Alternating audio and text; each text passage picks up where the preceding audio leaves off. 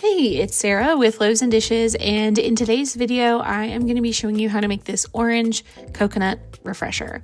So this is a really simple drink, and it's really delicious, and it's going to be perfect for springtime if you're having a get-together or if it's something you just want to keep in the fridge. It's really refreshing. It's a great way to have like a fun beverage that's maybe not alcoholic, or you could add alcohol to this if you wanted to. So the first thing I'm doing is I have an orange and I'm just slicing it up. You don't have to do this. This is optional. It just makes it look more fun in the pitcher. And so I have some orange juice. I'm going to pour the whole container in my pitcher. And if you wanted to make this for like a single drink, you would just need to like really adjust these. It's going to be way less. I would say do like half orange juice, half coconut water, and then a splash of the coconut milk.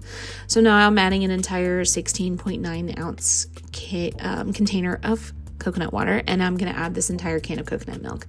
Sometimes when you open coconut milk, it's kind of chunky, so I just poured that in this container and like mixed it up really well, just because I didn't want to have to do extra mixing in there. You can see I had a blender bottle thing in there.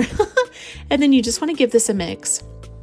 It's really that simple. You could add a little bit of extra sweetener if you wanted to. Some honey or sweetened condensed milk would be good. Also, I think some fresh mint leaves in this would be really, really good. I'm just adding my orange juice slices to make it look pretty.